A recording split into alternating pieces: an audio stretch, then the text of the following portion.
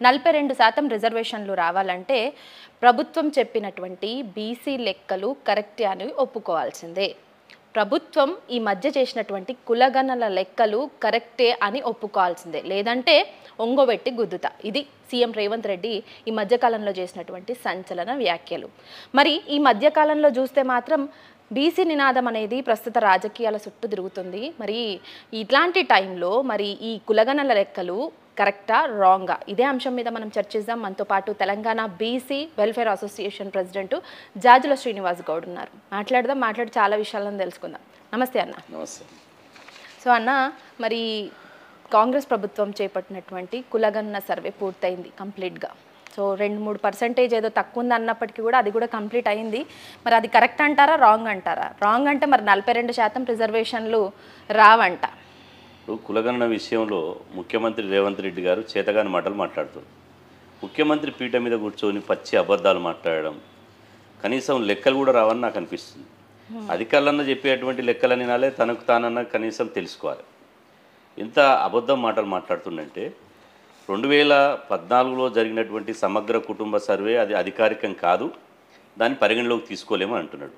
మళ్ళీ ఏమంటున్నాడు, 2014 సమగ్ర కుటుంబ సర్వే ఏదైతే ఎస్కేఎస్ సర్వే ఉందో ఆ సర్వే లెక్కల ప్రకారం బీసీలు 51% ఉంటే మేము 56% చూపించాం. అదేవిధంగా ఓసీలు 21% ఉంటే 16% తీసుకొచ్చాం. 5% ఓసీలు తగ్గిర్రు, 5% బీసీలు పెరిగినంటారు. ఇప్పుడు ముఖ్యమంత్రి గారు ఈ మాటల్లో 2 ద్వంద్వ విధానాలు అవలంబిస్తున్నారు. నిజంగా సమగ్ర కుటుంబ సర్వేకే మనం ఓకే అని ముఖ్యమంత్రి అనుకుంటే, ఇవాళ సమగ్ర కుటుంబ సర్వేలో 2014లోనే బీసీ జనాభా హిందూ బీసీలు 51% ఉందని చెప్పారు. కుటుంబ సర్వే లెక్కలు చూస్తే బీసీల జనాభా 61% 2014లోనే. 2014 నుంచి 2024 వరకు 10 సంవత్సరాల కాలంలో బీసీ జనాభా పెరుగుతారా తగ్గుతారా? పెరుగుతున్న జనాభా దామాష ప్రకారం బీసీ జనాభా పెరగాలి. కానీ గమ్మతైన విషయం ఏంటంటే బీసీ జనాభా ఏమో తగ్గింది, అగ్రకులాల జనాభా పెరిగింది. దీన్ని తైతక్కలు తిమ్మిని బొమ్మను చేస్తూ తైతక్కల మాటలు చెప్తూ కళ్ళబొల్లి మాటలు చెప్తూ నేను ముఖ్యమంత్రి హోదాలు ఉన్నా కాబట్టి ఏది చెప్పినా నడుస్తుందనే ఒక తొండి కూతలు కూస్తున్నాడు. దానిలో భాగంగానే తప్పు లెక్కలు చెప్తున్నారు. మేము స్పష్టంగా ప్రభుత్వం పిలిచినప్పుడు వాళ్ళు ఎంత తప్పుడు లెక్కలు చూపించారో సమగ్ర కుటుంబ సర్వే లెక్కలు మీరు పరిగణలోకి తీసుకుంటలేరు. ఓకే, రైట్, అది కరెక్ట్ కాదని మీరు అంటున్నారు. ఇలా మేము అంటున్నాం 90% సమగ్ర కుటుంబ సర్వే లెక్కలు 90% కరెక్ట్ చేసిరు అని మేము అన్నాం. అది పరిగణలోకి తీసుకుంటలేము అని అన్నారు. అది తీసుకోకపోయినా కూడా 2011లో దేశవ్యాప్తంగా జనగణన జరిగింది. దేశవ్యాప్తంగా జనగణన జరిగినప్పుడే తెలంగాణ రాష్ట్ర జనాభా 3,50,00,000 2011లో. 2011 నుంచి 2024 వరకు మొత్తం తెలంగాణ జనాభా 4 కోట్ల పైననే వచ్చింది 2011 లెక్కలు చూసుకున్నా. లేదా ఓటర్ కార్డులు చూసుకున్నా కూడా 4 కోట్ల మంది ఓటర్ కార్డులు వస్తున్నారు. అదేవిధంగా ఆధార్ కార్డు అదేవిధంగా ఓటరు గణన చూసుకున్నా కూడా 4 కోట్ల మంది వస్తారు. ఏ లెక్క చూసినా కూడా తెలంగాణ జనాభా ఇలా రాష్ట్రంలో 4 కోట్ల మంది ఉంటారు. ఇలా సమగ్ర కుటుంబ సర్వేలో చేల్చింది ఏంది 3,64,00,000 మందే ఉన్నారని చెప్తున్నారు.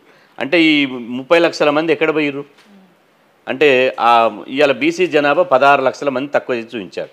16 లక్షల మంది ఎక్కడ పోయిర్రు? అంటే ఇప్పుడున్నటువంటి బీసీ జనాభాని తక్కువ చేసి చూడడం కావచ్చు. అంటే కులగణన ఆఫ్టర్ కులగణన తర్వాత రెడ్డిలనే కాదు అగ్రకులాలన్నింటినీ కూడా పర్సంటేజ్ పెంచడాన్ని ఎట్లా చూస్తారు? ఇప్పుడు దీంట్లో ముమ్మాటికి మేము కుట్ర జరిగిందని చెప్పాము. మాకు ఏ రాజకీయ పార్టీలతో సంబంధం లేదు. బీసీ కులాల లెక్కలు తీస్తామని మీరు చెప్పిర్రు, కామారెడ్డి మేనిఫెస్టోలో పెట్టారు. కాబట్టి మీరు తీసేది ఏందో చక్కగా తీయండి. ఇప్పుడు గుడ్డిలో మెల్లె కరెక్ట్ అన్నట్టు మీరు తీస్తున్నారు, కులాల లెక్కలు తీస్తున్నారు. ఓకే, తీసిరు 1931 తర్వాత ఎవరు తీయలేదు, మేము తీస్తున్నామన్నారు. కానీ తీసి ఇలా బీసీలో జనాభా ఎంత ఉందో అంత చూపించాలి. కానీ మీరు కులాల గణన తీసి బీసీల జనాభా తక్కువ ఉందని చెప్తే ఎట్లా?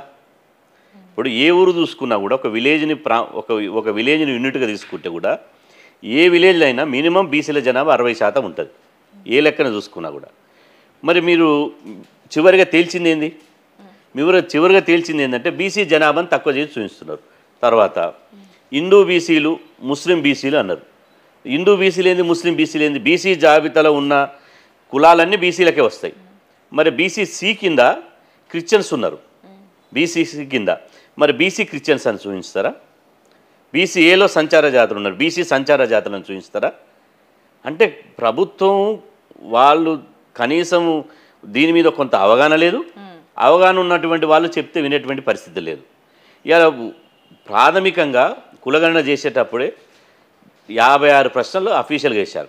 56 ప్రశ్నలకు మళ్ళీ సబ్ క్వశ్చన్స్ తోటి 72 ప్రశ్నలు అయినాయి.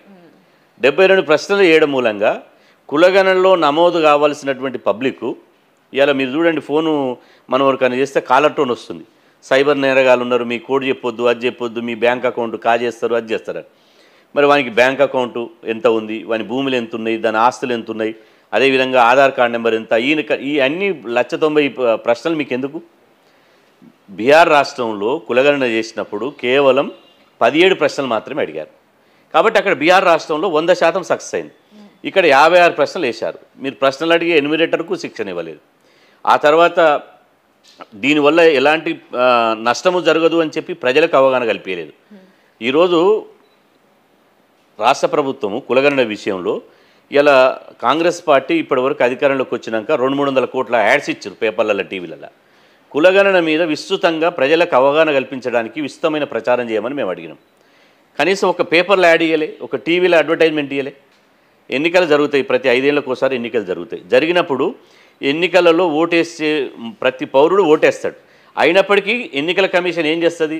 మీ ఓటు హక్కు వినియోగించుకోండి, మంచి సమాజాన్ని, మంచి ప్రభుత్వాన్ని ఎంచుకోండి అని చెప్పి గోడల మీద రాతలు రాస్తుంది, పోస్టర్లు వేస్తుంది, వాళ్ళ బ్యానర్లు పెడుతుంది, టీవీలలో యాడ్ ఇస్తుంది, పేపర్లలో యాడ్ ఇస్తుంది, విస్తృతంగా చేస్తుంది. కనీసం ఇంత పెద్ద కులగణన జరిగినప్పుడు ఒక్క పేపర్లో ఎందుకు యాడ్ ఇవ్వలే? అసలు కులగణన జరిగినప్పుడు 2014లో కేసీఆర్ గారు కులగణన చేసినప్పుడు ఆయన ఏమన్నాడు? నా ఇంట నేను ఉంటా, మీ ఇంట మీరు ఉండండి. దుబాయ్లో ఉన్నాడు కానీ, బొగ్గుబాయిలో ఉన్నాడు కానీ, ఎవరైనా తెలంగాణలో ఎవరింట వాళ్ళు ఉండాలి అని చెప్పిండు.